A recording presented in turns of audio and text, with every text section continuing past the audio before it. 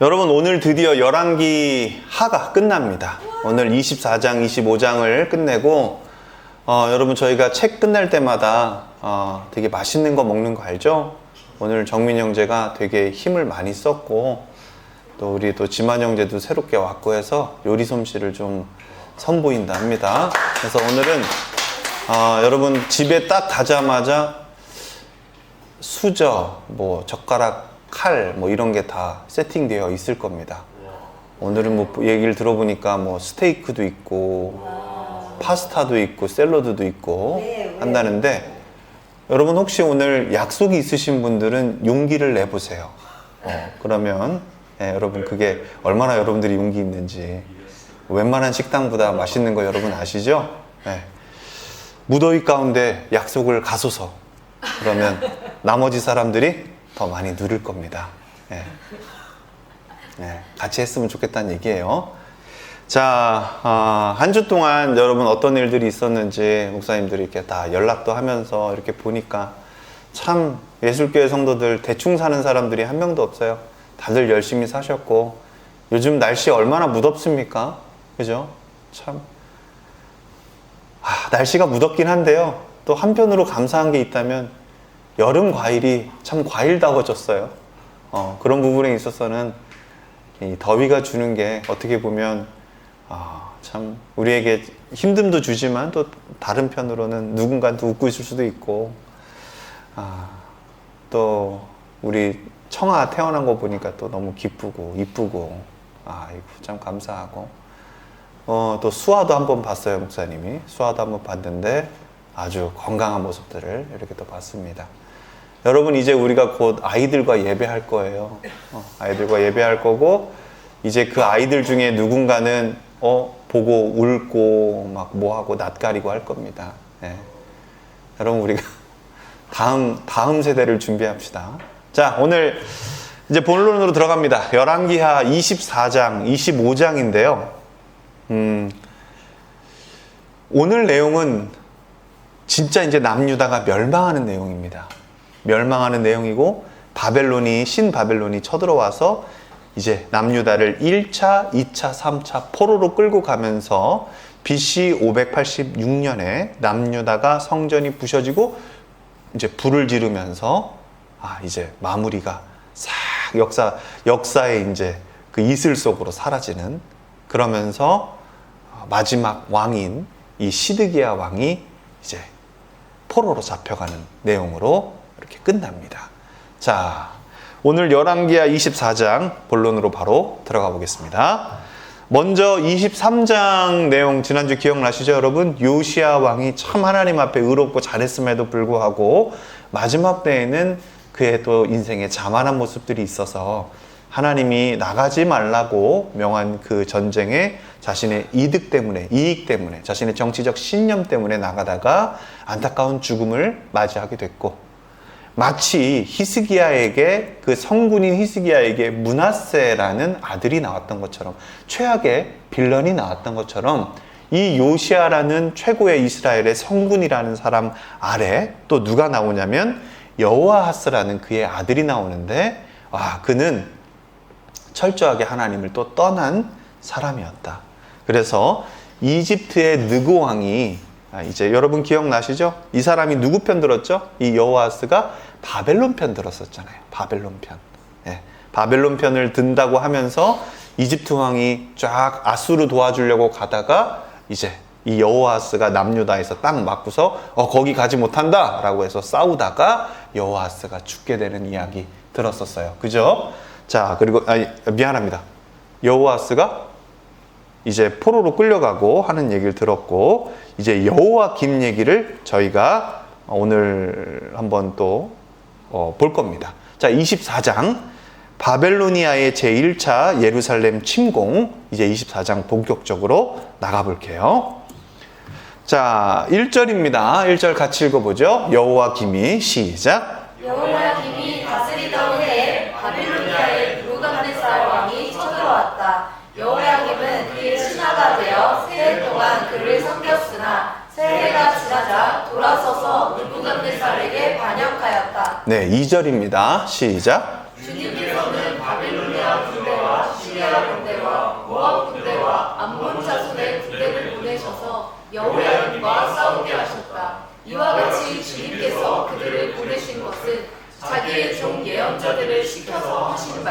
상태로 유다를 쳐서 멸망시키려는 것이었다. 네, 이 여호와김이 여러분 이제 어떻게 보면 둘째였죠. 이 둘째가 친 이집트 성향으로 세워졌다 이거예요. 예, 여호아스가 죽고 이제 이 여호와김이 이제 둘째 형이었는데 이제 이집트에 의해서 세워졌고 친 이집트 정치를 펼쳤다.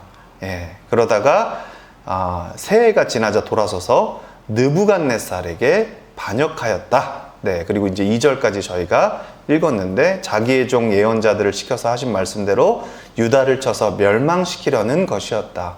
하나님의 말씀이 그대로 심판의 말씀으로 이루어지는 것들을 나타내고 있습니다. 자, 3절입니다. 시작.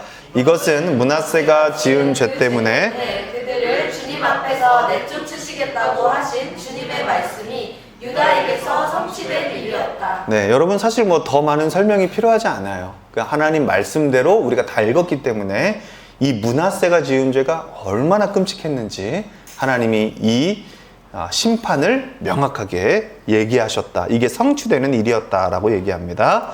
자, 4절입니다. 시작. 더욱이 죄 없는 사람을 죽여 예루살렘을 죄 없는 사람의 피로 가득 채운 그의 죄를 주님께서는 결코 용서하실 수 없으셨기 때문이다. 아멘.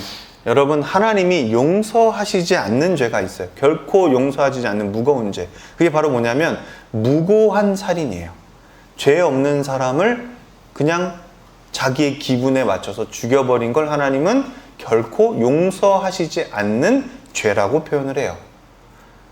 그리고 여기다 더 나아가는 건 뭐냐면요, 회개하지 않는 죄예요. 여러분, 우리가 십자가를 잘 이해하고 있어요. 십자가는 어떤 죄도 하나님께서 다 용서하시겠다라는 약속이에요. 그러니까 하나님의 의는 어디에서 나타나냐면 십자가에서 나타나요. 그런데 이런 무고한 사람들을 죽인 사람들은 너무 안타깝게도 회개하지 않아요. 왜냐하면 생명의 값은 생명으로 갚게 돼 있는 게 세상의 이치이기 때문에 자기가 그것을 이야기하는 순간 자기도 죽게 되기 때문에 웬만해서는 자기가 지금까지 생명을 뺏어가면서 취하고 일어났던 것들을 잃고 싶지 않기 때문에 어떻게 합니까? 회개하지 않아요. 결코 용서받을 수 없고 결국 자기가 지은 죄 때문에 자기가 심판받는 꼴이 된다는 게 성경에 나오는 패턴입니다. 그러니 여러분, 위로 올라가면 올라갈수록 회개하는 게 어려워요. 다윗이 그걸 잘했죠. 니느웨 왕이 그렇게 무고한 사람들을 많이 죽였는데 요나서에 보면 수많은 사람들을 가죽 껍데기를 벗기고 정말 잔인하게 하고 임신한 여인을 죽이기까지 하고 했던 사람이 바로 이 아수르의 왕이었는데, 그 사람이 하나님이 멸망하신다 하니까 어떻게 합니까? 베옷을 입고 사람들이랑 같이 다 금식하고 난리 났잖아요. 동물들도 베옷을 입히고. 이러한 일이 정말 쉽지 않아요. 이건 진짜 하나님의 전적인 은혜였다라고 보면 되는데, 이 남유다는 하나님의 은혜를 이제 놓쳐버린 것 같아요. 그 기회를 다 놓쳐버렸어요. 자, 여러분, 그래서 우리가 진짜 중요한 게 회개하는 겁니다. 회개하는 거. 자, 이제 5절부터 7절을 볼 건데요. 유다왕 여호와김의 통치와 죽음입니다.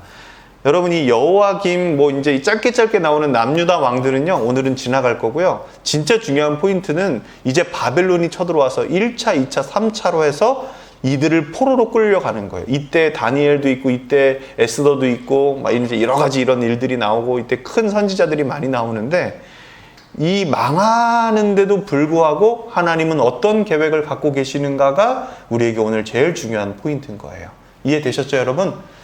40명 가까운 북이스라엘과 남유다 왕들을 여러분 다 기억하시면 얼마나 좋겠어요. 그런 사람들이 되기를 바랍니다.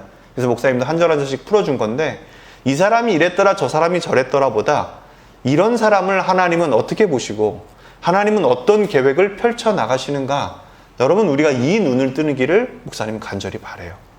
그랬을 때 하나님의 마음과 하나님의 시선이 어디에 있는지를 볼 수 있기 때문에 그래요.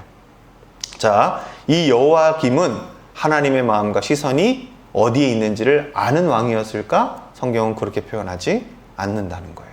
자, 우리도 그런 인생을 살지 않기를 바라면서 5절을 읽어봅니다. 시작. 여호와김의 나머지 행적과 그가 한 모든 일은 유다왕 역대지략에 기록되어 있다. 6절 여호와긴이 그의 조상과 함께 누워 잠드니 그의 아들 여호와긴이 그의 뒤를 이어 왕이 되었다. 7절 바벨로니아 왕이 이집트의 강에서부터 유프라테스 강까지 이집트 왕에게 속한 땅을 모두 점령하였으므로 이집트 왕은 다시는 더 국경 밖으로 나오지 못하였다. 네. 여기 역사적인 정보인데요. 주전 605년경, BC 605년경 중근동의 패권을 놓고 크게 겨룬, 여러분 갈그미스 전투 세계사에서 들어보셨죠? 이때 바벨론이 이겼어요. 그래서 이기면 그 당시의 법은 뭐였냐면 쉽게 말하면 이런 거예요. 바벨론이 이집트를 이겨버리면요, 이집트가 갖고 있었던 속국들은 다 바벨론 거예요. 그래서 이미 이집트가 느고 왕이 남유다의 왕을 세웠었잖아요. 이미 속국이 됐었단 말이에요. 그래서 바벨론이 이집트를 이기자마자 자연스럽게 남유다는 바벨론의 것으로 넘어간 게 그 당시의 룰이었어요. 네. 그렇게 이해하시면 되겠습니다. 이제 8절부터 또 9절을 볼 건데요. 남왕국 유다의 제19대 왕 여호야긴을 함께 보겠습니다. 자, 8절입니다. 시작. 여호야긴은 왕이 되었을 때에 18살이었다. 그는 예루살렘에서 석 달 동안 다스렸다. 그의 어머니 누우수다는 예루살렘 출신인 엘라단의 딸이었다. 9절 여호야긴 조상이 하였던 것처럼 주님께서 보시기에 악한 일을 하였다. 아멘. 여러분, 우리가 이 열왕기 상하 본 다음에 바로 다음에 볼 게 역대 상하입니다. 역대 상하는요, 관점이 되게 특이해요. 제사장적 관점이에요. 이 열왕기 상하는 선지자적 관점이라서 쉽게 말하면 이런 거예요. 너희들이 하나님의 말씀이 있는데도 그 말씀대로 행하지 않아서 이렇게 망했다.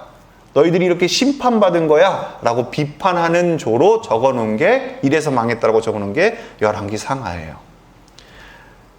역대 상하는요, 북이스라엘 역사를 빼버려요. 남유다만 적어놔요.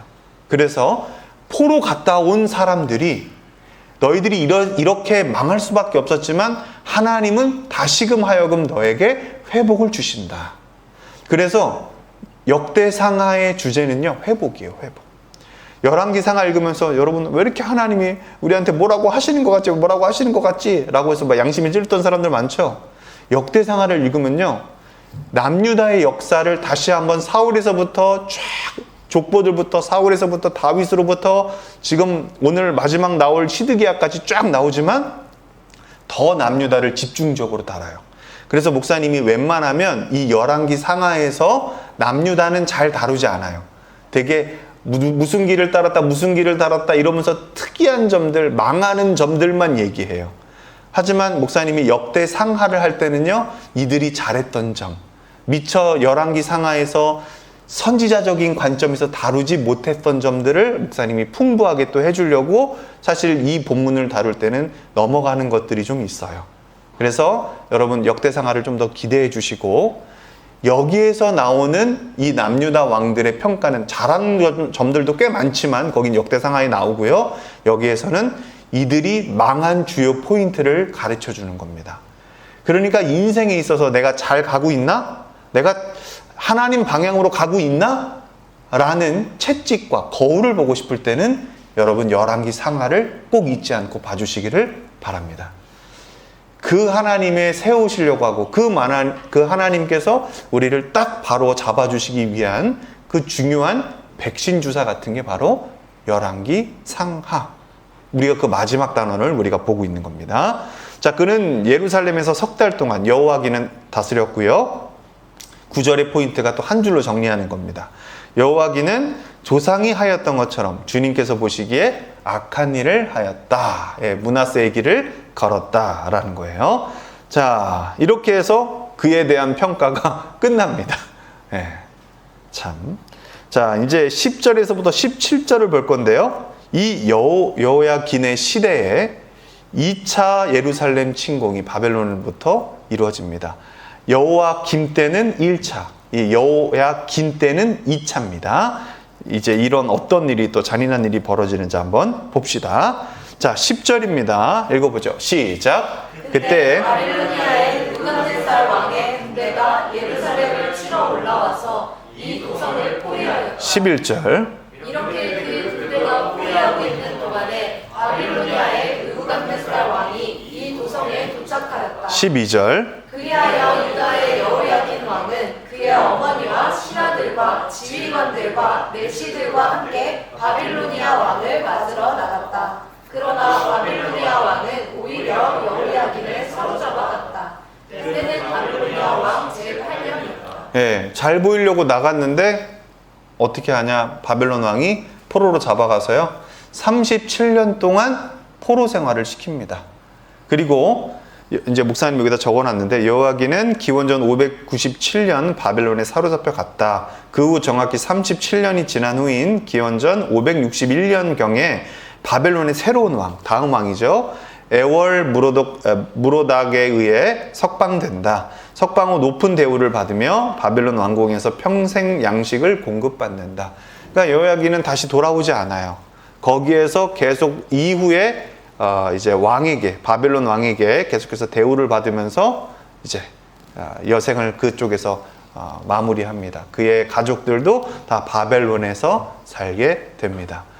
여러분 혹시 히스기야 때 생각나세요? 히스기야 때? 히스기야에서 그때 바벨론 왕이 아수르한테 져가지고 망명했잖아요. 메소포타미아 지역에 망명, 엘람이라는 지역에 망명하고 이제 어떻게 합니까? 히스기야 왕이 아수르를 이겼다고 하니까 1차, 2차를 막았다고 하니까 와 당신 대단합니다 하고서 와가지고 나라 전체에 있는 보물들, 전략들을 다 보고 갔던 거 기억나시죠?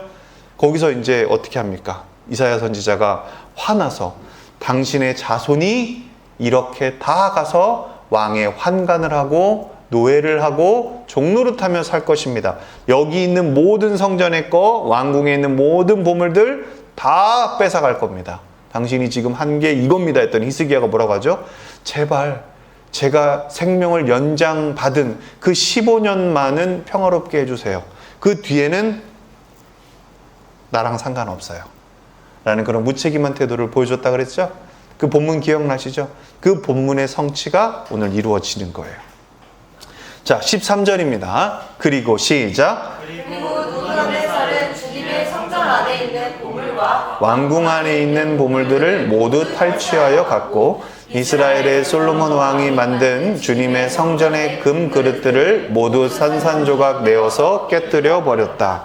이것은 주님께서 미리 말씀하신 대로 된 일이다. 네, 이게 바로 이사야 선지자를 통해 말씀하신 일이다. 이게 그대로 이루어지는 건 결국 하나님의 뜻이다 라는 거예요. 여러분, 이 당시에 활동했던 선지자가 있어요. 목사님이 사실 이거 다 읽으면서 가는데 그러면 역대상하할 때 할 게 없어요. 그 디테일한 것들은 역대상하에서 더 다룰 건데 그때 다룰 선지자가 다시 한번 얘기하면 이사야, 에스겔, 예레미야. 벌써 엄청나게 길고 하나님의 마음이 담겨져 있는 그러한 선지자들이 막 활동할 텐데 이때 활동했던 선지자가 예레미야예요. 이 예레미야는요, 이 하나님의 말씀을 너무 잘 알아서 쉽게 말하면 이렇게 얘기했어요. 이제 왕한테. 이제 3차 때는 어떻게 얘기했냐면 왕이시여, 이미 하나님이 이거 했던 말씀입니다. 우리는 바벨론의 속국이 될 겁니다. 그러니 바벨론에게 친하게 나가십시오. 그래야 이들이 죽지 않고 포로로 가서 살다가 하나님의 때에 다시 돌아올 겁니다. 이들을 헛되게 죽음으로 몰지 마시옵소서 라고 예레미야가 자기가 팔려갈 걸 알고 자기가 속국이 될 것을 하나님의 말씀을 붙들고 얘기를 해요. 그런데 어떻게 되냐면 왕이 듣질 않아요. 끝까지 듣질 않습니다. 이제 3차 때는 시드기야 왕인데 시드기야는 삼촌이에요. 시드기야가 이집트를 의지하게 됩니다. 이집트가 나를 도와줄 거다, 우리를 도와줄 거다 하다가 완전히 박살나고 완전히 성전까지 불태워버리고 난리가 나는 일들이 뒤에 일어나는데 여러분 지금 상태가 이런 상태예요. 하나님이 수많은 선지자들, 큰 선지자들을 불러서 끝까지 이들의 마음을 돌이키려고 했으나 이들은 절대 돌아올 마음이 없고 심지어 어떻게 말하는 줄 아십니까? 우리는 멸망하지 않아. 왜? 우리는 여호와의 성전이 있잖아. 여호와 이름을 두겠다고 한 이 성전이 있는데 어떻게 우리가 망할 수 있어? 선지자 영빨이 떨어졌구만. 이렇게 얘기를 합니다, 여러분. 그러니까 예레미야가, 이사야가 장난 아닌 거예요. 이사야가 막 진짜 3년 동안 바지 벗고 다니는 거예요. 빨개 벗고 다니는 거예요. 너희들 이런 수치를 당할 것이다. 그 하나님의 말씀을 하루 종일 읽고 기도하는 그 거룩한 이사야가, 하나님 앞에 그렇게 겸손했던 이사야가 3년 동안 빨개 벗고 퍼포먼스 하고 다니는 거야. 너희들 이렇게 끌려간다? 사람들이 뭐 한두 번 볼 때나 신선하죠. 그 다음부터는 진짜 풍기물난죄다. 그러고 있는 거예요, 여러분. 외쳐도 듣지 않는 이 시대, 보기는 보아도 알 수 없는 이 시대. 여러분, 이런 시대 가운데 왕들의 모습을, 이 말단의 왕들의 모습을 여러분들이 보고 계신 거예요. 자, 히스기야 때 한 번만 더 정리합니다. 히스기야 때 무로닥 발라단이라는 왕이 이제 와가지고, 와, 니네 잘 싸우는구나, 정보 좀 알려줘, 야, 니네들 보물 좀 보여줘 했던 왕이죠. 그때 아수르 정복전, 그러니까 아수르에게 패배해서 망명했던 왕입니다. 그리고 여호와긴 때 왕은 느부갓네살 왕이라 바벨론 같은 왕이 아니에요. 왕이지만 이름이 다르고 사람이 다릅니다. 신바벨론이라고 이걸 표현하는데요. 아수르 정복 후 남유다를 정복하고 백성들과 왕을 포로로 끌고 갔던 왕, 여호와긴 때 왕은 느부갓네살 왕이라는 겁니다. 자, 이걸 잘 명시해 주시고요. 14절입니다. 시작. 더욱이 그는 예루살렘의 모든 주민과 관리와 용사 10,000명뿐만 아니라 모든 기술자와 대장장이를 사로잡아갔다. 그래서 그 땅에는 아주 가난한 사람들 말고는 하나도 남지 않았다. 네, 가난한 사람들 말고 자기의 나라에 도움이 안 될 것 같은 사람들은 다 빼고, 다 어떻게 했다? 나머지 쓸만한 사람들은 다 데리고 갔다. 이게 2차 침공 때 일어난 일입니다. 자, 좀 더 읽어보죠. 15절 시작. 느부갓네살은 여호야긴 왕을 바빌론으로 사로잡아갔다. 그의 어머니와 왕비들과 내시들과 그 땅의 고관들을 모두 예루살렘에서 바벨론으로 사로잡아갔다. 16절 또 7,000명의 용사와 1,000명의 기술자와 대장장이를 바빌론으로 사로잡아 갔는데 이들은 모두 뛰어난 용사요 훈련된 전사들이었다. 네, 여러분, 이때 안 잡혀가고 숨은 군인들 있죠. 그런 사람들도 다 지금 기회를 엿보고 있고 바벨론을 어떻게 하면 죽일 수 있을까 하면서 이집트와 내통하고 있는 것들을 다른 선지서들에서는 말해요. 역대하에서는 이야기합니다. 근데 여러분, 여기서는 안 보고 목사님이 이렇게 정보로만 전달을 하겠습니다. 자, 17절입니다. 시작. 바빌로니아 왕이 여호야긴의 삼촌 마따니아를 여호야긴 대신에 왕으로 세우고 그 이름을 시드기야로 고치게 하였다. 네, 초기에는 이 시드기야는 친바벨론 성향이었는데요. 후기에는 반바벨론 정치 성향으로 바뀌면서 이집트를 의지합니다. 그래서 이집트가 나를 도와줄 것이다 하다가 완전히 바벨론한테 찍혀가지고 성전까지 다 부셔지고 완전히 뿔뿔이 흩어지는 내용이 오늘 25장 마무리에 나옵니다. 자, 20대 왕은 마따디아인데요. 이 마따디아 왕은 시드기야로 이름이 바뀝니다. 자, 좋습니다. 이제 20대 왕 이제 다 왔습니다. 시드기야 왕입니다. 18절부터 20절. 여러분, 이 별로 하나님이 기록하지 않으신 것들은 어떤 왕들이에요? 쓰기 싫다. 쓰기 싫답니다. 자, 18절입니다. 시작. 시드기야가 왕이 되었을 때 그는 21살이었다. 그는 예루살렘에서 11해 동안 다스렸다. 그의 어머니 하무달은 림나 출신으로 예레미야의 딸이다. 19절. 그는 여호와김이 하였던 것과 똑같이 주님께서 보시기에 악한 일을 하였다. 20절. 예루살렘과 유다가 주님을 그토록 진노하시게 하였기 때문에 주님께서는 마침내 그들을 주님 앞에서 쫓아내셨다. 예루살렘의 멸망 시드기야가 바벨로니아 왕에게 반기를 들었으므로, 네, 결국 끝까지 주님을 진노하게 하셨다. 그 다음 왕이든 그 다음 왕이든 그 다음 왕이든 끝까지 진노하게 하셨다. 요시야 이후에는 계속 추락의 역사를 겪더라. 자, 예루살렘 멸망 시드기야가 바벨론 왕에게 반기를 들었으므로, 자, 25장으로 넘어가는데요. 자, 1절부터 3절까지 한번 보겠습니다. 먼저 1절입니다. 제3차 예루살렘 침공을 바벨론이 한 이야기입니다. 1절 시작. 시드기야 왕 제9년 열째 달 10일에 바벨로니아 느부갓네살 왕이 그의 모든 군대를 거느리고 예루살렘을 치러 올라와서 도성을 포위하고 도성안을 공격하려고 성벽 바깥 사방에 흙 언덕을 쌓았다. 네. 여러분 여기에는 배경이 있는데 이 배경은 뒤에 한 번 더 설명하고요. 목사님이 사실 앞에 살짝 얘기했습니다. 이 시드기야가 원래는 친바벨론 성향이었다가 누구를 의지했다고요? 이집트를 의지해서 이게 괘씸해서 치러온 게 3차예요. 진짜 뿌리 난 거예요. 그래서 완전하게 이제 남유다를 부셔버립니다. 이 내용입니다. 자, 2절 시작. 그리하여 이 도성은 시드기야 왕 제 11년까지 포위되어 있었다. 네, 결국 여러분 한 3년 동안을 이렇게 완전 우겨 싸움을 당한 거고요. 토성을 쌓으면 어떻게 하냐면 그러냐면 공성전을 하지 않고 토성을 쌓아가지고 그냥 걸어가겠다는 거예요. 그냥 걸어서 죽여버리겠다는 거예요. 그러면 성 안에 먹을 게 점점 없어지겠죠? 그러면 엄마가 자기 낳은 아이를 잡아먹을까요? 잡아먹을까요? 그 얘기가 예레미야에 나와요. 예. 이때 이 끔찍한 이야기들이 나타납니다. 예전에 북이스라엘에도 나타났었죠? 사마리아가 이제 멸망당하기 전에, 아수르에게 멸망당하기 전에도 그런 일들이 있었으나 지금 요 남유다에서 명확하게 마지막 심판 때의 모습이 나오는 거예요. 부모가 자식을 먹을 수밖에 없는 그 안타까움과 그 배고픔, 인간의 그 죄악된 모습들이, 본질된 모습들이 쫙 나오는 모습들이 나중에 역대상하에서 우리가 기대해서 보고요. 예레미야를 그 순간 또 다룰 수 있으면 순간순간 다뤄서 인간의 그 죄된 본질을 한번, 하나님을 떠난 본질을 한번 보기를 원합니다. 자, 좋습니다. 3절 읽을 차례입니다. 시작. 그의 넷째 달 9일이 되었을 때 도성 안에 기근이 심해져서 그 땅 백성의 먹을 양식이 다 떨어지고 말았다. 네, 이거를 디테일하게 다루지 않고요. 딱 요렇게만 말합니다. 그래서 이제 나중에 한번 봅시다. 자, 여러분 요걸 좀 같이 한번 봐주세요. 시드기야가 바벨론을 배신한 이유. 이거는 이제 열왕기 상하에선 다루지 않아서 목사님이 이렇게 PPT로 정리한 겁니다. 첫 번째 원인, 외부와 내부의 정치적, 영적인 압력이 있었다. 첫 번째는 이집트의 개입이 있었어요. 애굽의 개입. 애굽이 다시 유다의 영향력을 회복하려 하며 반바벨론 전선을 제안합니다.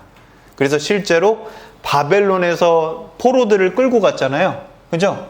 그러니까 거기에 끌려간 가족들이나 남은 사람들이 야, 저건 아니지 하면서 반기를 들었고 우리를 좀 도와주세요 라고 가서 이야기하고 서로 또 우리가 도와줄까 해서 이런 정보를 갖고 온 사람들이 이집트 애들이었어요. 애굽 애들. 그래서 걔네들을 따르는 무리가 있었고 선동을 일으키는 무리가 있었다. 두 번째, 유다 귀족층의 반바벨론 정서. 지금 방금 전에 얘기했던 겁니다. 그래서 바벨론 포로 정책, 특별히 걔네들은 엘리트를 강제 이주했는데 그거에 대한 불만과 민족 자존심이 완전히 그냥 뜨거워졌다는 거예요. 왜냐하면 쓸만한 애들은 다 데리고 가고 그래도 이 나라를 남아서 지키려고 하는 사람들을 보니까 다 힘이 없고 어린아이도 다 끌고 갔고 이제 힘이 없고 완전히 그냥 좀 무능력한 사람들만 놔뒀으니까 뭘 할 수 없으니까 나라에 희망이 없으니까 또 귀족층들이 완전히 반바벨론 정서가 있었다. 세 번째, 성전 중심 신앙의 오해. 이게 진짜 큰 건데요.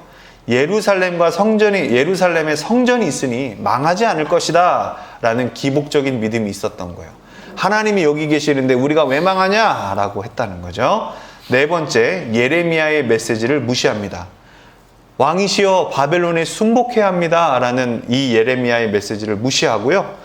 거짓 선지자들의 말을 따릅니다.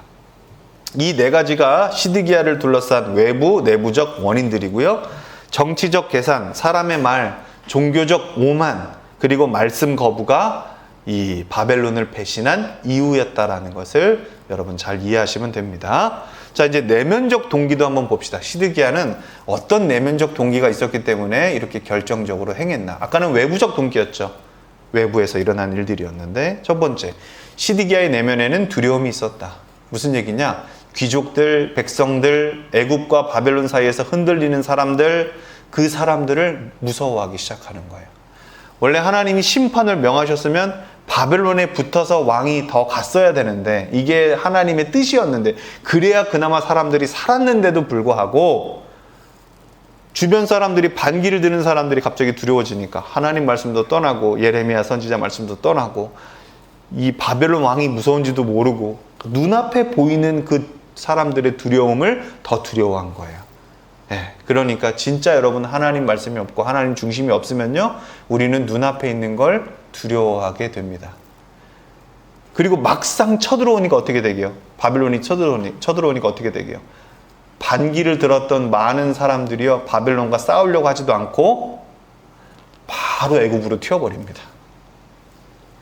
그래서 시드기야는, 목사님 미리 얘기하지만, 두 눈이 뽑아집니다. 눈알을 뽑혀요. 그리고 자기 눈알 뽑기 전에 자기 자식들을 다 눈으로 보게 하고 죽여버립니다. 그리고 마지막에 눈알을 뽑고 포로로 끌려갑니다. 예, 마치 그 모습이 진짜 남유다와 이스라엘의 절망적인 모습처럼 보이게끔 저자가 유도를 해요. 그 나머지 모습은 이따가 사모님 또 그림으로도 그려놨으니까 한번 보죠. 두 번째는 신앙의 연약함입니다. 하나님 말씀보다 정치 현실을 더 신뢰하고요, 영적 기준이 없어요. 여러분 진짜 이 예술교회에 와서 하나님 말씀으로 여러분의 삶에 기준을 세우시길 축복합니다. 이 영적인 기준이 없으면 우리는 반드시 다 휩쓸려 갈 겁니다. 하나님을 위해 한다고 하지만 하나님을 나의 삶에 다 끼워드리게 될 겁니다. 마치 이 시드기야처럼요. 세 번째입니다. 체면과 자존심입니다. 꼭두각시라는 이미지에서 벗어나, 왜냐하면 누가 세웠어요 이거? 바벨론이 세웠잖아요. 그러니까 바벨론이 세운 꼭두각시 왕이라는 이미지에서 벗어나 왕권을 회복하려고 자기 주변에서 나라를 위한답시고, 어떻게 바벨론에 할 수 있습니까? 우리 이집트에 붙어서 우리나라를 세웁시다. 아, 왕이요, 언제까지 꼭두각시처럼, 꼭두각시 너무했나? 아무튼 우리나라 세웁시다 이렇게 얘기했던 그 사람들에게 힘이 되고자, 그러면 그 사람들이 자기 편의인 줄 알고 그렇게 했다라는 거죠. 외교적 오판이 있었습니다.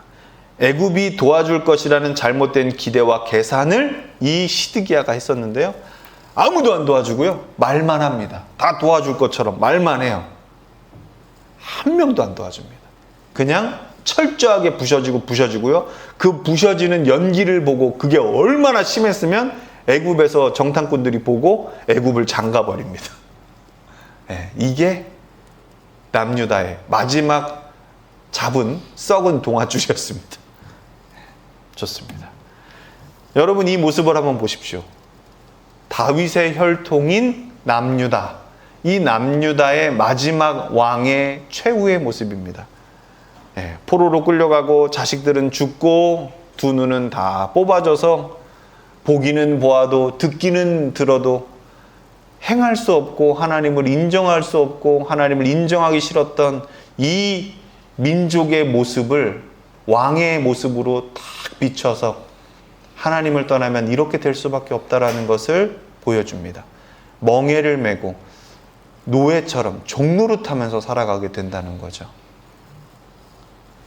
4절입니다. 25장 4절 시작. 드디어 성벽이 뚫리니 이것을 본 왕은 바벨로니아 군대가 도성을 포위하고 있는데도 밤을 틈타서 모든 군사를 거느리고 왕의 정원 근처 두 성벽을 잇는 통로를 빠져나와 아라바 쪽으로 도망하였다. 네. 와, 이 순간 도망가는 거예요. 대단하죠? 네, 도망갑니다. 5절 시작. 그러나 바벨로니아 군대가 시드기야 왕을 추격하여 여리고 평원에서 그를 사로잡으니 시드기야의 군사들은 모두 그를 버리고 흩어졌다. 6절입니다. 바벨로니아 군대가 시드기야 왕을 체포해서 리블라에 있는 바벨로니아 왕에게로 끌려가니 그가 시드기야를 신문하고. 네, 7절 시작. 시드기야가 보는 앞에서 그의 아들들을 처형하고 시드기야의 두 눈을 뺀 다음에 쇠사슬로 묶어서 바벨론으로 끌고 갔다. 네, 여러분 이게 최후 심판의 마치 모습처럼 비전을 잃은 이스라엘처럼 인생이 여러분 이렇게 되지 않기를 축복합니다. 여러분 이렇게 되지 않는 유일한 길은요, 죄송하지만 말씀밖에 없습니다. 여러분이 말씀을 더더욱 사모하고 말씀이 기준이 되고 모든 판단의 근원이 되시기를 축복합니다. 말씀을 통해 보지 않으면 눈이 이미 먼 겁니다. 여러분 참 요즘 시대가 어떻습니까? 뭐 하나 얻고자 이거 없으면 나 불행해, 이거 없으면 나 죽어 하죠. 아니에요. 그거 없어도 다 살아요. 근데 마귀는 그거 없으면 다 죽게끔 우리를 그렇게 만들어 놓고 속여요. 그 두려움을 심어놔요. 시드기야도 그랬어요. 이집트에 도움 없으면 난 죽어. 아니요. 시드기야는 끝까지 하나님 말씀을 듣고 바벨론에 붙어 있어야 됐어요. 영적인 판단력과 기준 없어요. 주변 사람들의 이야기가 마치 하나님의 음성처럼 들리고 영적인 힘이 없으니까, 기준이 없으니까 자기가 어딘가, 난 누구인가, 그렇게 살아가고 있는 거예요. 그 왕이라는 역할을 맡고 있음에도 불구하고 그렇게 된 겁니다. 그러니까 왕 같지 않으니까 다 버리고 도망가니까 어떻게 합니까? 넌 왕도 아니야 새끼 하고서 자식들을 죽여버리고 눈가를 뽑아버리잖아요. 얼마나 불쌍합니까? 인생이.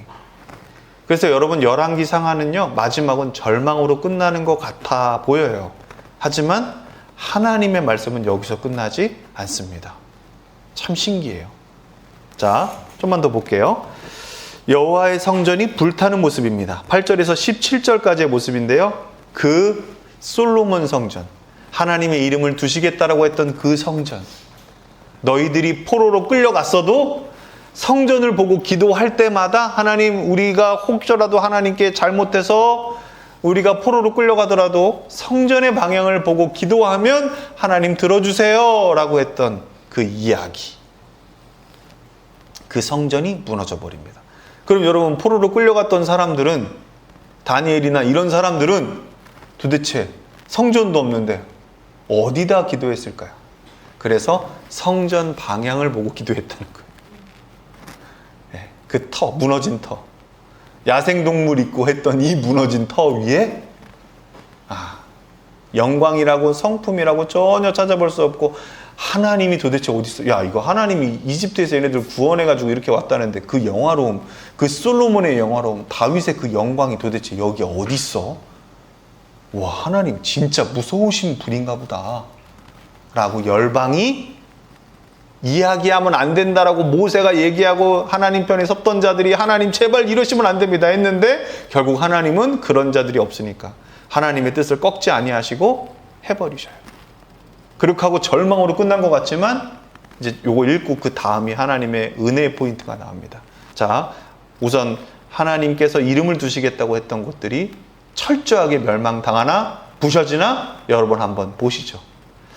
8절입니다. 읽어보죠. 시작. 바빌로니아의 느부갓네살 왕 제19년 5째 달 7일에 바빌로니아 왕의 부하인 느부사라단 근위대장이 예루살렘으로 왔다. 네, 이 느부사라단은 화나서 온 걸까요? 화나서 온 걸까요? 화나서 온 겁니다. 엄청 화가 나서 왔어요. 와, 얘가 우리를 이렇게 힘들게 만들어. 이거 뭐라고? 자, 9절 시작. 그는 주님의 성전과 왕궁과 예루살렘의 모든 건물, 큰 건물은 모두 불태워버렸다. 꼴도 보기 싫은 거예요. 야, 다 불태워버려. 불사질러버려. 네, 10절 시작. 근위대장이 지휘하는 바빌로니아의 모든 군대가 예루살렘의 사면 성벽을 헐어버렸다. 네, 완전히 그냥 다 헐어버리고, 그러니까 완전 턱까지 다 없애버리는 거예요. 11절 시작. 느부사라단 근위대장은 도성 안에 남아있는 나머지 사람들과 바빌로니아 왕에게 투항한 사람들과 나머지 수많은 백성을 모두 포로로 잡아갔다. 네, 12절입니다. 시작. 그러나 근위대장은 그 땅에서 가장 가난한 백성 가운데 일부를 남겨두어서 포도원을 가꾸고 농사를 짓게 하였다. 네, 참 신기해요. 그 땅에서 가장 가난한 백성 가운데 일부를 남겨두어서 포도원을 가꾸고 농사를 짓게 하였다. 왜 그랬을까요? 얘네들 먹고 살라고요? 아니면 이거 조공을 바쳐서 뭔가 우리 갖다 주라고요? 네, 눈으로 보면 그렇게 보일 수 있는데요. 이상하게 이 절망 가운데 뭔가 희망을 하나 남겨주려고 하는 것 같기도 해요. 좋습니다. 더 읽어보죠. 13절입니다. 시작. 바빌로니아 군대는 주님의 성전에 있는 노스의 기둥과 받침대 또 주님의 성전에 있는 놋바다를 부수어서 노스를 바빌론으로 가져갔다. 그러니까 제사에 필요하고 하나님이 이렇게 다윗을 통해서 재료 준비하시고 솔로몬 때 했던 영감에 지어서 다 했던 하나님이 우리를 구원하셨다. 6월절날. 그리고 우리를 홍해를 건너게 하셨다. 거기서 시내산에서 우리와 함께 예배하게 하셨다 라는 이 모든 하나님의 구원 역사가 담겨져 있는, 설계도가 담겨져 있는 그 성전을 다 부셔버리고 거기에 있는 재료까지, 예배 재료까지도 다 부셔버린 거예요. 다 가져가게 하신 거예요. 진짜 말 그대로. 여러분, 그 히스기야의 자만함이, 그 하나님의 심판 예언이 그대로 이루어진 거예요. 그러니 여러분, 우리 진짜 겸손합시다. 우리 정말 자만하지 맙시다. 여러분, 그 인생의 그 한 번, 그러니까 그 자리가 그렇게 중요해요, 여러분. 그때 했던 그 잘못된 오판 하나가, 그 자만함이 얼마나 큰 교만을 낳습니까? 참, 자만만큼, 교만만큼 잔인한 게 없어요. 그걸 키우는 게 우리입니다. 여러분, 그런 인생을 살지 않기를 우리가 날마다 깨어 겸손하게 기도했으면 좋겠습니다. 아멘입니다. 13절입니다. 시작. 이거 읽었죠? 13절 읽었죠? 네, 좋습니다. 14절입니다. 시작. 또 솥과 부삿과 부집개와 향 접시와 드릴 때 쓰는 노새 기구를 모두 가져갔다. 그러니까 제사 드릴 수 있어요? 없어요? 없어요. 예. 또 이거 남겨놓고 딴 데 가서 이제 다 부셔놓고 이것만 남겨놓으면 딴 데 가서 할까봐 하나님이 그냥 다 부셔놓고 다 가져가게 하신 거예요. 15절입니다. 시작. 금일장은 또 화와 잔도 가져갔다. 금으로 만든 것은 금이라고 하여 가져갔고 은으로 만든 것은 은이라고 하여 가져갔다. 그냥 다 가져간 거예요. 여러분, 노시라고 한 것은 노시라고 해서 가져갔을 거고요. 예, 뭐 천이라고 하면 천이라고 해서 가져갔던 거예요. 이거 그냥 딱 가져간 거예요. 예. 16절입니다. 시작. 솔로몬이 주님의 성전에 만들어 놓은 노새로 만든 두 기둥과 놋바다 하나와 놋받침대를 모두 가져갔다. 그가 가져간 이 모든 기구의 놋새는 그 무게를 달아볼 수 없을 정도로 많았다. 아멘. 여러분, 저 한번 보세요. 이건 중요해요. 자, 여기서 나오는 모든 놋바다, 부집개, 향접시, 놋새 기구, 기둥, 여러분, 이게 쉽게 말하면 뭘 얘기하는 거냐면요, 다 이 디자인 하나하나에는 하나님의 성품이 있었어요. 하나님을 나타내는 것들이었어요. 하다못해 여러분, 우리 예술교회 로고에도 예수라는 그 글자 아래 리을이 엎드린 사람이에요. 다 의미가 있고 다 개념이 있어요. 다 디자인이 있어요. 본질은 하나님의 성품이었고요. 그 하나님의 성품을 성전 기둥이라면 어떻게 하나님의 성품을 표현해야 됐을까? 이 성전의 뜨거운 불을 가지고 이걸 가지고 향로에 옮기는 이 부집개는 어떤 재료로 해야 되고, 이 재료는 어떤 하나님의 성품을 나타내고, 이 모양의 이 디자인은 하나님의 거룩함을 담아야겠다.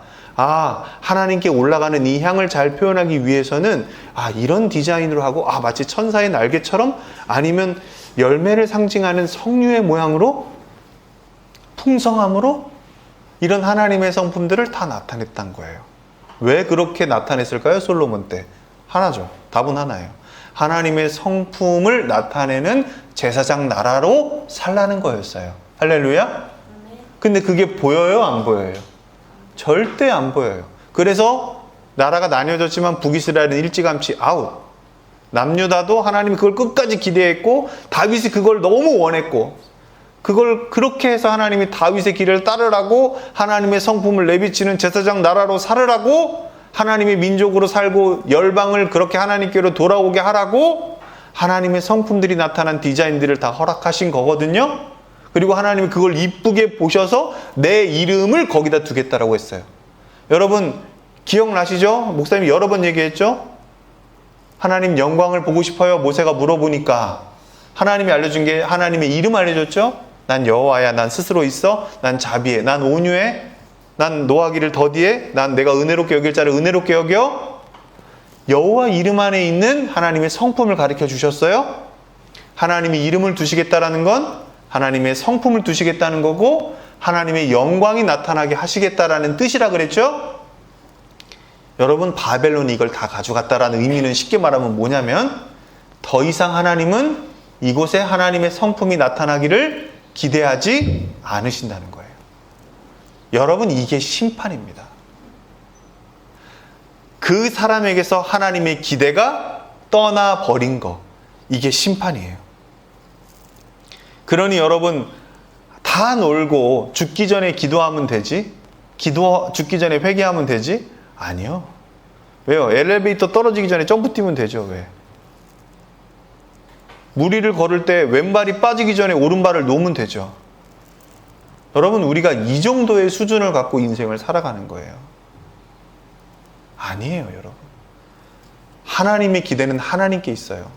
하나님의 기대와 시간은 하나님께 있다고요. 이거 우리가 알 수 없어요. 저도 은혜를 입고 살아가지만 언제까지 하나님 은혜 주실 줄 몰라요. 다만 제가 믿는 건 하나님의 말씀을 변하지 않는다는 거예요.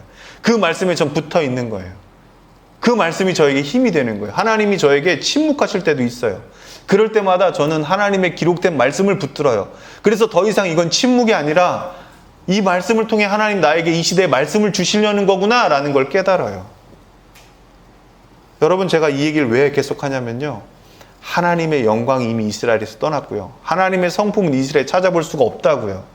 무슨 얘기냐? 여러분의 삶에서 하나님의 성품이 안 보이고, 여러분의 삶에서 하나님의 향기가 안 나고, 하나님의 모습이 안 나고, 세상과 똑같죠? 그럼 반드시 여러분들이 열심히 하던 거, 쌓아놨던 거 다 세상이 가져갈 거예요. 세상에게 뺏길 겁니다. 아니면 여러분들이 세상과 똑같이 더 악하게 해서 세상 것을 뺏어 오겠죠. 근데 이스라엘의 모습은 보니까, 남유다의 모습은 보니까 어때요? 결국 하나님의 성품과 하나님의 이름을 두시겠다라고 했던 모든 것이 다 가져가 버렸다고요. 말릴 사람 아무도 없다고요. 왜? 하나님이 허락하신 거니까요.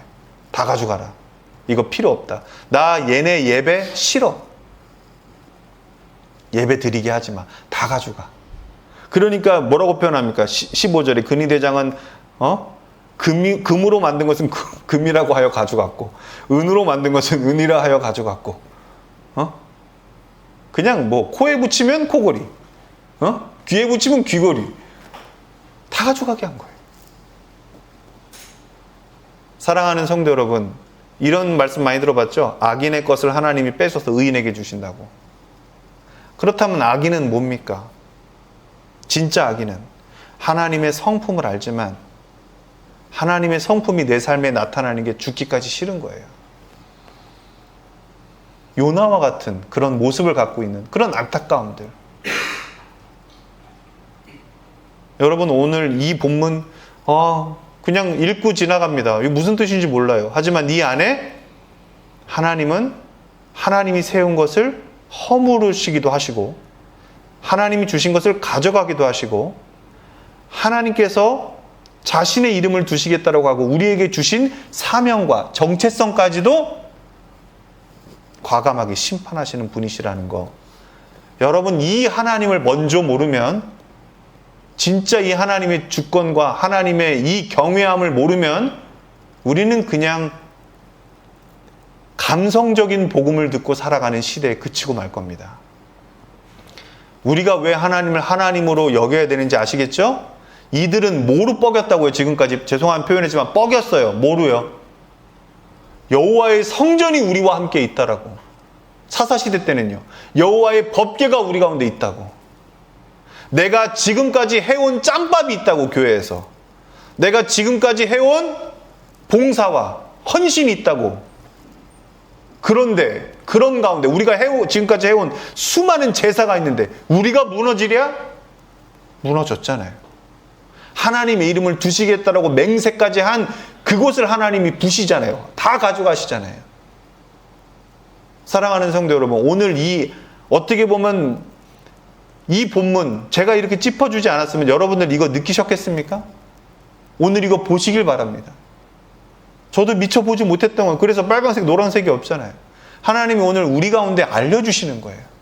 아무렇지도 않아 보이지? 그냥 잘못했으니까 뺏긴 것 같지? 아니야. 여기에는 나의 엄청난 아픔이 있어. 나의 엄청난 기쁨과 내 마음을 두겠다고, 내 이름을 두겠다고, 내 성품을 다 허락했는데도 불구하고 이들의 끝에는 그게 없어. 그러니 나 이거 버린다. 부셔버린다. 여기에 아무것도 없을 거야. 하나님의 마음을 이해하시기 바랍니다. 할렐루야. 네. 그래서요, 남유다는 이제 완전히 망가지고요, 북이스라엘도 망가졌어요. 완전히 절망인 것 같은데요, 너무 감사한 건 하나님은 하나님 생각이 있으세요. 하나님은 하나님의 계획이 있으시고 하나님의 기회와 은혜와 뜻이 있어요. 그것을 계속해서 마지막 절에 우리에게 희망할 수 있게끔 주십니다. 자, 여러분 요걸 보시면 됩니다. 16절에 보니까 솔로몬이 주님의 성전에 만들어 놓은 놋쇠로 만든 두 기둥과 놋바다 하나와 놋받침대를 모두 가져갔다. 그가 가져간 이 모든 기구의 놋쇠는 그 무게를 달아볼 수 없을 정도로 많았다. 이게 결국 피 닦는 거거든요, 제사하고. 그리고 큰 물두멍, 그 큰 바다라고 하는, 놋바다라고 하는데 그게 뭘 상징합니까? 우리가 홍해를 건넜다는 거예요. 하나님의 구원의 메시지를 다 상징적으로 담아뒀었고, 그 피를 씻을 때마다 하나님 앞에, 말씀 앞에 내 모습이 선명하게 보였던 거고, 아, 내가 이렇게 구원받은 자로서 거룩해졌구나 라는 걸 볼 수 있었던 모든 장치가 사라졌다. 와, 하나님 앞에, 은혜 앞에 선 나의 모습을 발견할 수 없게 되었다. 은혜 아니면 살아갈 수 없다 하죠. 호흡마저도 주님의 것이라고 우리 표현하죠. 그렇게 할 수 있는 기준이, 그렇게 할 수 있는 장치들이 사라졌다. 진짜 하나님만 바라게 하시는 거예요. 할렐루야, 아멘. 예술교회는 더 하나님만 바라게 할 겁니다. 더 말씀 예수 그리스도를 바라게 할 겁니다. 아멘. 그것만이 여러분들에게 남을 거고요, 나머지는 있어도 되고 없어도 됩니다. 그것 때문에 여러분 목숨 걸지 마시고, 그것 때문에 여러분 제발 인생을 허비하지 마십시오. 영원한 것을 얻기 위해 영원할 수 없는 것들을 버리는 자들이 진짜 현명한 자들이라고 지혜서들은 말합니다. 자, 요렇게 다 끌고 갔다 이거예요. 요렇게 다 끌고 가고, 막 금이냐 은이냐, 야 이거 뭐냐, 이거 저거야, 저거도 가져가, 이렇게 됐다는 거죠. 자, 17절입니다. 시작. 기둥 한 개 높이는 18자이고 그 위에는 놋쇠로 된 기둥 머리가 있고 그 기둥 머리의 높이는 석자이다. 그리고 놋쇠로 된 기둥 머리 위에는 그물과 석류 모양의 장식이 얹혀 있는데 다 놋이었다. 다른 기둥도 똑같이 그물로 장식되어 있었다. 아멘. 자, 이제 거의 다 왔습니다. 유다 백성들이 사륙당하고 포로가 되는 이야기가 18절에서 21절, 가슴 아픈 장면이 나옵니다. 18절입니다. 근위대장은 시작. 근위대장은 스라야 대제사장과 수바냐 부제사장과 성전 문지기 세 사람을 체포하였다. 19절. 이 밖에도 그가 도성 안에서 체포한 사람은 군대를 통솔하는 내시 한 사람과 도성 안에 그대로 남은 왕의 시종 5사람과 그 땅의 백성을 군인으로 징집하는 권한을 가진 군대 참모장과 도성 안에 남은 그 땅의 백성 60명이다. 20절 시작. 느부사라단 근위대장은 그들을 체포하여 리블라에 머물고 있는 바벨로니아 왕에게 데리고 갔다. 21절 시작. 바벨로니아 왕은 하마 땅 리블라에서 그들을 처형하였다. 이렇게 유다 백성은 포로가 되어서 그들의 땅에서 쫓겨났다. 아멘. 하나님이 모세에게 얘기하셨어요. 예전에 율법을 주시면서 너희들 가나안으로 갈 거다. 그 가나안은 너희 조상 400년 전에 아브라함이 나와 약속했던 땅이야.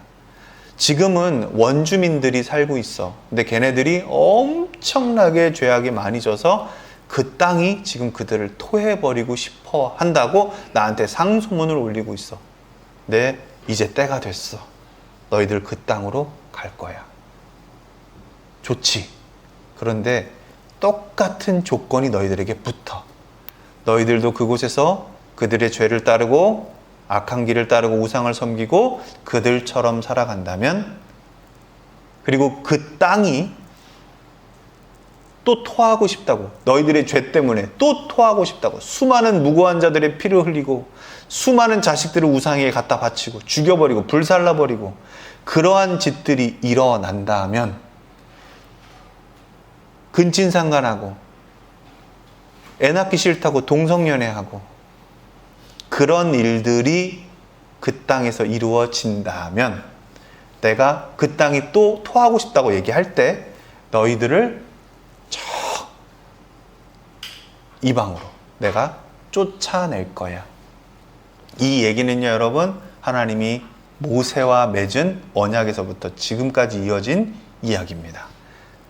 우리가 모세오경을 같이 알고 읽어왔기 때문에 여러분 이 이야기가 통해서 하나님이 잔인하다, 어떻게 하나님 이름을 두시겠다고 한 곳에서 이러지가 아니라 진짜 하나님은 오래 참으셨습니다. 기회를 주셨고요, 끝까지 하셨습니다. 하지만 그들이 하나님 되어 그들이 만든 우상을 섬기며 살아왔기에 어떻게 보면 가나안 원주민들보다 더 끔찍한 짓을 해왔기에, 왜? 하나님의 성품을 알고 하나님의 법도를 알고 하나님의 인격을 알고 하나님의 기적과 하나님의 말씀이 있었음에도 불구하고 그 책임과 직무를 다하지 않았기에 더 끔찍한 최후를 맞게 된 것입니다. 여러분, 하나님을 만만하게 보지 마십시오. 하나님은 만만하신 존재가 아닙니다. 하나님은 말 그대로 하나님 되십니다. 그분은 스스로도 계실 수 있는 분이고 그분으로부터 나온 모든 것들이 다 그분의 성품을 닮아 창조되었습니다.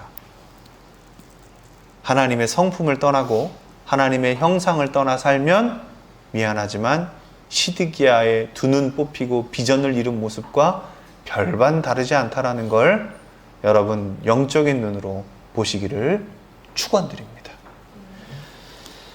자, 이제 마지막 본문입니다. 이제 거의 다 끝났어요. 그달리아가 유다의 총독이 되는데요. 그달리아는 여러분 다윗의 혈통이 아닙니다. 그냥 귀족 중에 하나였습니다.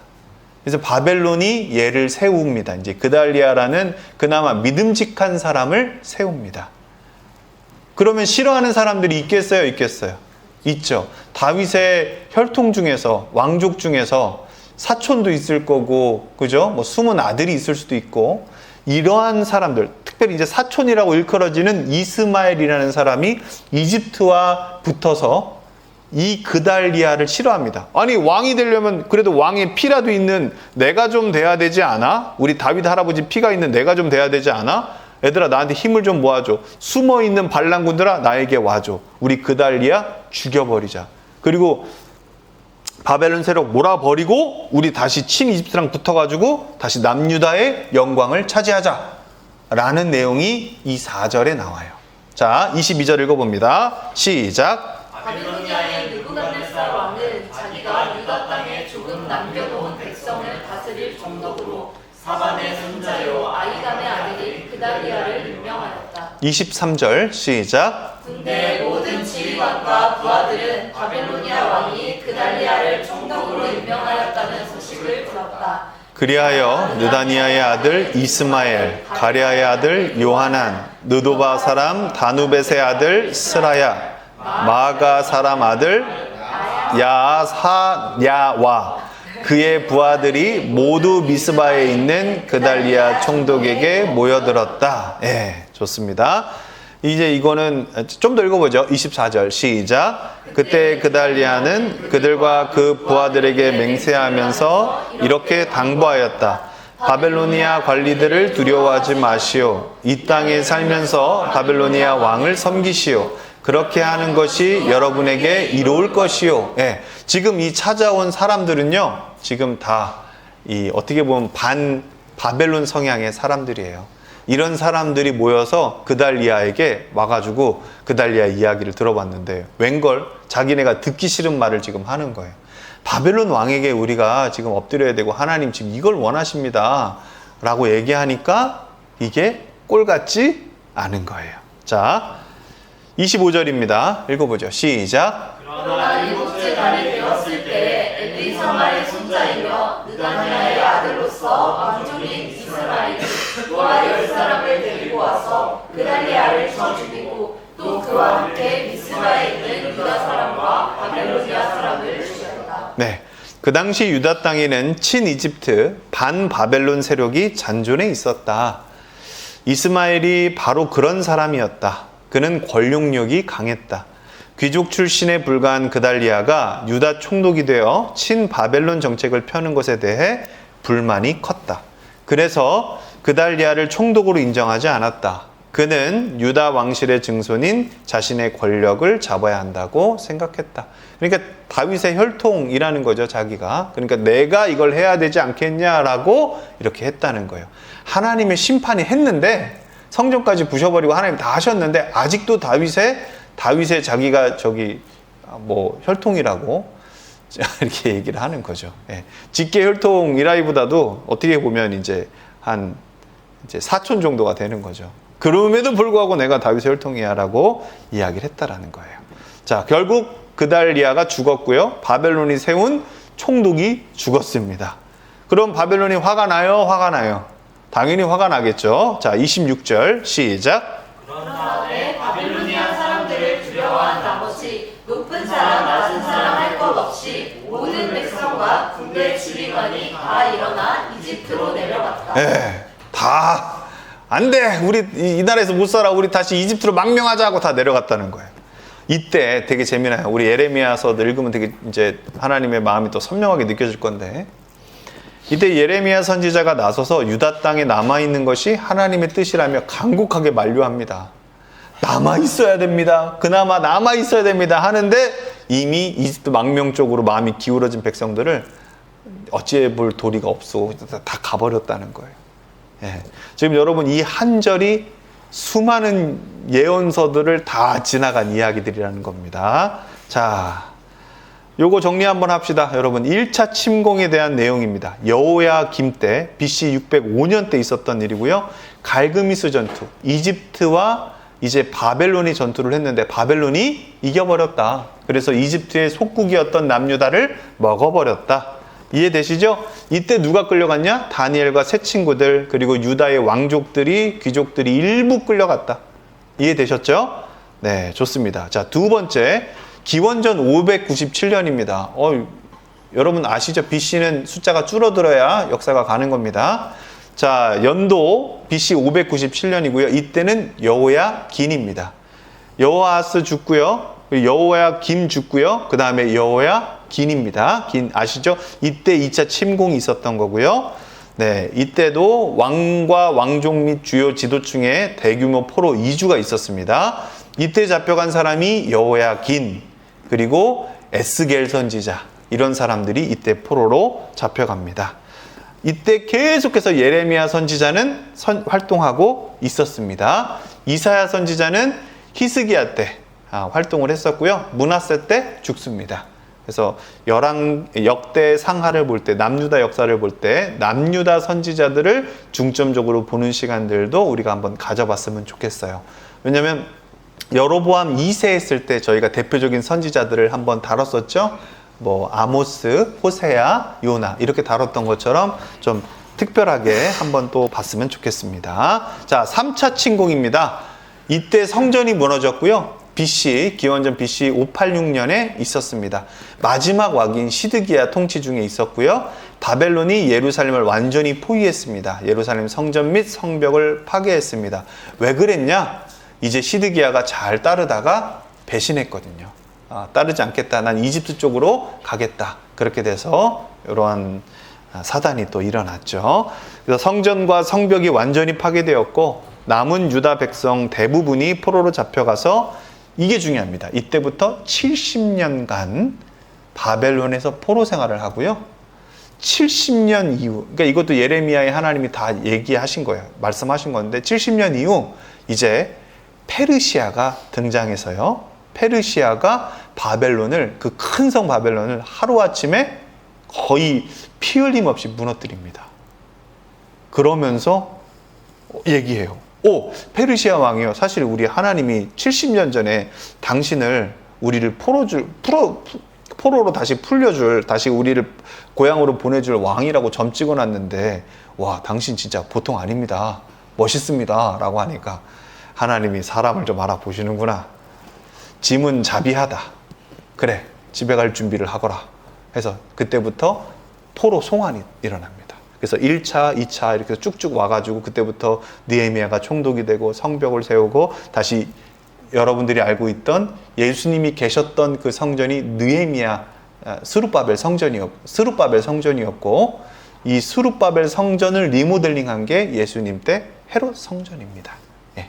그 자세한 내용들은 역대상하 할 때 또 다루겠습니다. 자, 요거는 이제 목사님이 이번 주에는 또 영상을 올려주면서 PDF도 여러분들에게 다시 한번 같이 드릴 겁니다. 요걸 같이 보시고 여러분 또 지식적으로든 마음으로든 하나님이 계속해서 이렇게 역사에 개입하시고 하나님의 심판을 이루어 가셨다라는 것들을 봤으면 좋겠습니다. 그러면서 하나님을 경외했으면 좋겠어요. 자, 이제 진짜 마지막입니다. 25장 27절에서 30절. 와, 대단해요, 여러분. 시드기야는 눈깔 뽑히고 다 이렇게 끌려갔잖아요. 하나님이 그렇게 해서 이스라엘이 와, 진짜 이 남유다가 이렇게 망하고 비전 없이 이렇게 살면 이렇게 되는구나. 진짜 불쌍하다. 절망으로 끝나야 된다라고 끝나야 되는데 마치 뭔가를 의도하신 것처럼 이렇게 27절과 30절을 맨 마지막에 이야기하시면서 여호야긴, 아까 끌려갔던 37년 동안 끌려갔던 왕, 바벨론으로 끌려갔던 왕이 이제 다시 풀려나는 이야기, 그러면서 행복하게 사는 이야기로 마무리가 됩니다. 자, 이 얘기가 뭘 얘기하냐면 여러분 이걸 알고 들으세요. 이제 뒤에 다시 한번 정리하겠지만 예수님 족보 얘기할 때 이 여호야긴이 나올까요? 나와요. 여호야긴이 살았다라는 이야기를 하시면서요, 예수님은 이 여호야긴을 통해서 예수님의 오실 길을 예비했다라는 것들이 성취가 돼요. 이 열왕기상하는 그래서 이 왕들이 잘 나가다가 왜 이렇게 다 꼬꾸러지는 거야? 의로운 왕은 없냐? 라는 메시지를 의도적으로 계속 반복해서 던져요. 다윗 잘하다가 왜 그래? 히스기야 잘하다가 도대체 왜 그러는 거야? 여호사밧 잘하다가 왜 그래? 요시야 잘하다가 진짜 이렇게 이게 최선이었나? 와, 인간에서 의로움을 찾아볼 수 없나? 예수님. 그걸 떠올리게 하는 거예요. 그래서 그 뒤에 이어지는 게 역대상이에요. 포로 갔다 온 자들이 회복하는 방법. 포로 갔다 온 자들이 하나님의 계획을 알고 하나님의 계획에 동참하면서 진짜 회복의 왕이신 예수 그리스도를 기다릴 수밖에 없는, 여자의 후손이 오시기로 창세기 3장에서 얘기했던 것을 하나님의 큰 계획과 약속 안에서 우리는 왜 예수님을 영원한 왕으로, 진짜 왕으로 기다릴 수밖에 없는 그 이유의 타당성을 얘기해 줘요. 그래서 역대상하도 우리 기대해 주시고요. 먼저 유다 왕 여호야긴의 석방과 복권 27절부터 한번 보겠습니다. 자, 27절 읽어보죠. 시작. 유다의 여호야긴 왕이 포로로 잡혀간 지 37해가 되는 해, 곧 바빌로니아의 에올므로다 왕이 왕위에 오른 그 해 12째 달 27일에 에올므로다 왕은 유다의 왕 여호야긴 왕에게 특사를 베풀어 그를 옥에서 석방하였다. 37년 후에 그를 옥에서 석방하였다. 28절 시작. 그는 여호야긴에게 친절하게 대답하여 주면서 그와 함께 있는 바벨로니아의 다른 왕들의 자리보다 더 높은 자리를 여호야긴에게 주었다. 그러니까 다른 지역을 다스릴 수 있는 권세까지도 줬다는 거예요. 29절 시작. 그래서 여호야긴은 제수복을 벗고 남은 생애 동안 늘 왕과 한 상에서 먹었다. 30절 시작. 왕은 그에게 평생 동안 계속해서 매일 일정하게 생계비를 대주었다. 아멘. 결국 남유다의 혈통은 살아있다? 있다로 희망적으로 끝나는 거예요. 이를 누가 죽일 수도 없게끔 큰 권력이 하나님 안에서 이게 지켜졌다. 그러면서 마지막 이야기는 이겁니다. 여호야긴이, 앞에 봐주세요. 여호야긴이 살아남아 왕족의 혈통을 유지하며 바벨론 왕에게 특별한 대우를 받은 것은 다윗 왕가가 끊어지지 않고 보존되었다는 것이다. 하나님께서 다윗에게 하신 언약, 사무엘하 7장을 신실하게 유지하시고 계심을 의미한다. 이 무슨 얘기냐? 다윗의 혈통, 다윗의 가문을 영원히 가게 해주고 그로부터 한 왕이 나타나서 열국, 만국을 다스리게 하시겠다라는 이야기입니다. 여호야긴은 이후 예수님의 족보, 마태복음 1장에 언급되는 중요한 인물이다. 즉 비록 유다 왕국은 망했지만 하나님은 메시아를 통해 새로운 구원을 주시겠다는 약속을 포기하지 않으셨다는 메시지를 남긴다. 열왕기 하의 메시지입니다. 같이 읽어봅니다. 이거는 중요하니까. 시작. 하나님을 떠나지 말고 말씀에 온전히 순종하라. 하나님 말씀을 거스르는 길은 결국 파멸로 이어지나 오직 하나님 안에만 진정한 소망과 회복이 있다. 아멘. 너무 뻔한 얘기 같죠? 하지만 인생이 이 뻔한 얘기를 놓친다는 얘기입니다. 왜? 자기가 하나님처럼 살아가니까요. 여러분, 이 열왕기 상하를 읽으면서 여러 인물들을 통해서 오늘 이 시간 이거 하나만 깨달았으면 좋겠습니다. 구약의 백성들은요, 하나님이 말씀을 주시지만 하나님의 마음을 알아요, 몰라요? 대부분 몰라요. 그래서 망했어요. 그래서 하나님은요, 이걸 깨닫게 해주려고 하나님 사람들, 예언자들을 보냈음에도 불구하고 그들만 답답하고 그들만 죽지 몰라요. 하나님이 여기서 좌절하실 줄 알죠? 안 해요. 하나님은요, 말씀이신 예수님을 보내세요. 말씀을 살아있게 하셔서요, 실제 인간이 되게 하셔서요, 말씀을 이루시는 걸 보여주세요. 여러분, 그래서 우리가 이 그냥 북이스라엘의 이야기를 통해서, 남유다 이야기를 통해서 그냥 하나님께 겁만 먹고 끝나면 바보입니다. 나를 찔러주는구나, 나를 좌절시키는구나, 나를 절망시키는구나 라고 하면 안 되는 거예요. 왜? 우리가 진짜 말씀을 못 알아듣는 걸 하나님이 아셔서요, 말씀이신 예수님을 보내셨다니까요. 그리고 역사에 실제로 기록되게 하시고 역사에 실제로 살아남게 하셔서 죽으시고 살아나시고 그 모든 이야기를 계속 확증하게 제자들로 남기시고 수많은 순교의 피를 통해서 오늘날 우리에게 이 시간에 이 무더위를 뚫고도 읽게끔 하시는 거예요. 여러분, 이게 하나님의 열심이고 사랑이에요. 그래서요, 우리는 열왕기 하를 봐도 좌절하지 않아도 돼요. 왜요? 우린 진짜 말씀이 들리는 시대에 살거든요. 말씀을 살아낼 수 있는 시대에 살고 있거든요. 이걸 금지할 법이 없는 시대에 살고 있거든요. 성령의 열매를 맺는 데 있어서 금지할 법이 없고 하나님의 성품을 나타내는 데 있어서 더 이상 금지할 법이 없게끔 예수님이 복음으로 다 이루어 주신 시대에 살고 있거든요. 그럼에도 불구하고 내가 이걸 실행하지 않는다? 내가 이걸 하지 않는다? 그럼 여러분, 죄송하지만 여러분들이 믿는 신은 뭡니까? 구약의 하나님입니까? 구약의 하나님이 예수님인데요? 내가 믿는 하나님은 도대체 뭐냐는 거예요. 여러분, 바른 믿음은 거기서 나옵니다. 전체 성경에서 나오는 하나님이, 구약의 하나님은 잔인하고 신약의 예수님은 사랑이 많아, 이런 눈이 아닌 거예요. 진짜 하나님의 마음을 오늘 끝까지 읽어봤으면 좋겠고요. 한별아, 이거 읽어보니까 어떠니? 하나님을 떠나지 말아야겠지. 말씀에 온전히 순종해야겠지. 아멘? 희철아, 하나님의 말씀을 거스르는 길은 결국 파멸로 이어지는 거 알겠지? 그렇지 않아요, 여러분? 오직 하나님 안에만 진정한 소망과 회복이 있다라는 거, 그 예수 그리스도가 진짜 회복이고 소망이라는 게 여러분 느껴지십니까? 진짜로 여러분. 여러분, 더 이상 왕이나 높은 사람들을 보고 우리가 기대감을 갖고 하지만 하나님 안에서 쓰여지는 겁니다. 하나님 안에서. 하나님은 모든 질서를 가지고 계세요. 악인도 하나님이 쓰시고 의인도 하나님 쓰십니다. 우리가 그 안에서 정말 오늘 이 마지막 메시지를 맞으면서 희망이신 예수님을 봤으면 좋겠습니다. 우리가 절망만 보다가, 그러니까 절망으로 끝날 줄 알았지만 예수님의 혈통을 준비하시잖아요.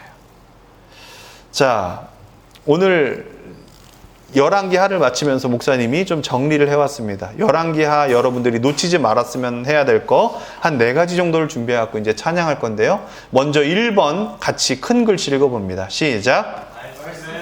반드시 심판이 온다. 아멘. 자, 첫 번째 동그라미 읽어보죠. 시작. 하나님 말씀에 불순종하고 우상을 섬긴 결과로 유다와 이스라엘은 결국 멸망했습니다. 두 번째입니다. 하나님을 떠난 삶은 파멸과 멸망으로 끝난다는 경고입니다. 다시 하나님께 돌아온다는 건 뭐죠? 교회 나오는 건가요?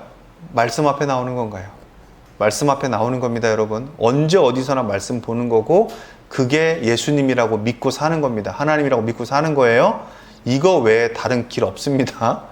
다른 길 따르면 다 망합니다, 여러분. 아멘? 성경만 따르십시오. 두 번째 큰 글씨 읽어보죠. 시작. 하나님의 약속과 심판은 반드시 성취된다. 네, 시작. 하나님께서 선지자를 통해 주신 말씀은 시간이 지나도 반드시 이루어졌습니다.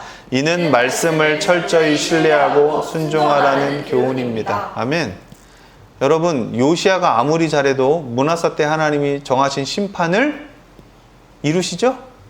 그죠? 그의 아버지 때 이루신 심판을 이루십니다. 하나님은 자기가 뱉은 말은 끝까지 지키시는 분이십니다.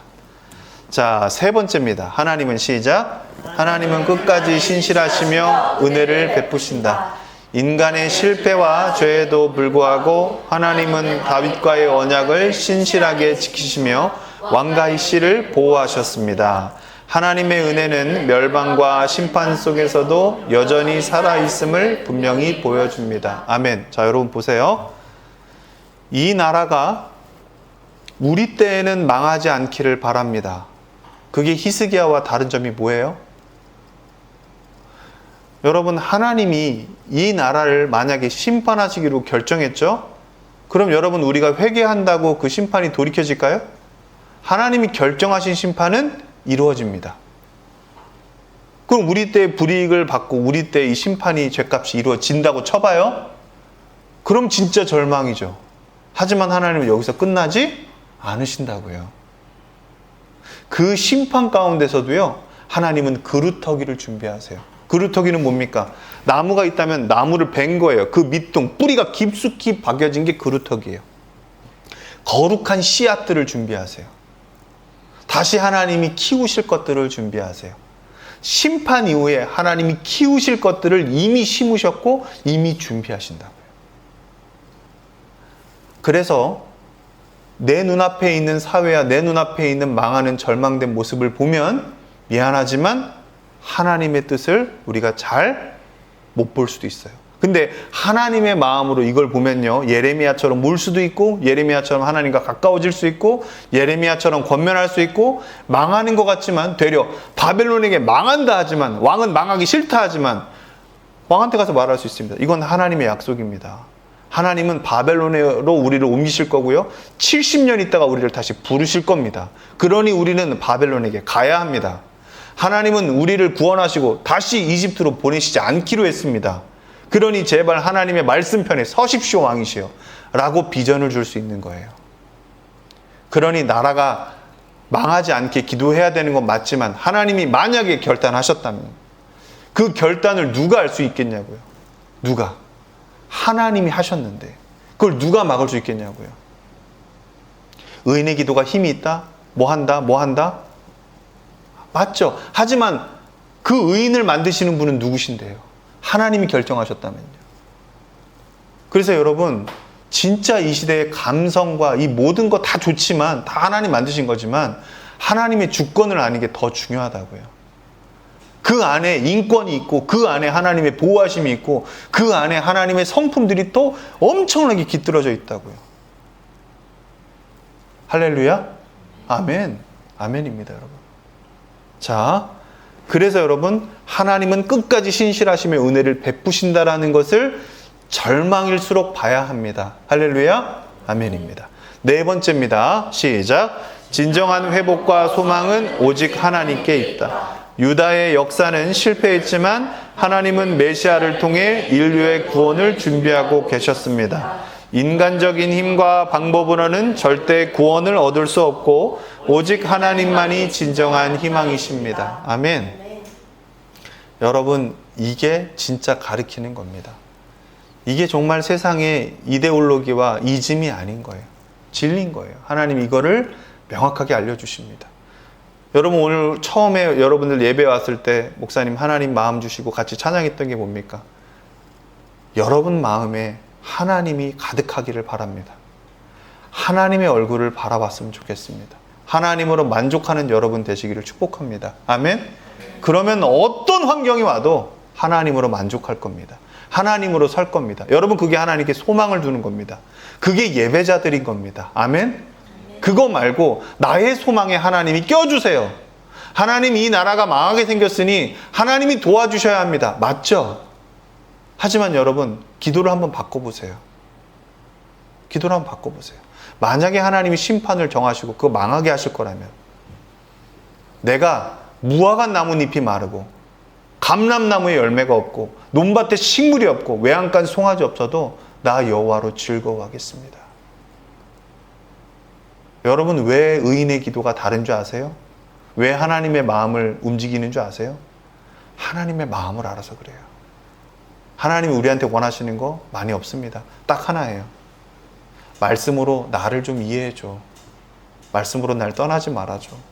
내가 널 버리지 않는다는 거, 내가 어떠한 환경에서도 이걸 잃어갈 거라는 거 말씀에 적혀놨으니 이걸 통해 나와 약속해줘.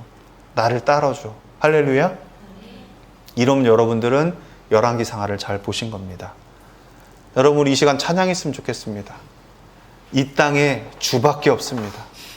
그 무엇도 나를 채울 수 없습니다. 이집트도 바벨론이고 미국이고 중국이고 그 무엇도 나를 채울 수는 없습니다. 나를 구원할 수 없습니다. 주님의 평안, 여러분, 다른 데 있으면 안 됩니다. 내 안에 있어야 합니다. 그 누구도 빼앗을 수 없어야 합니다.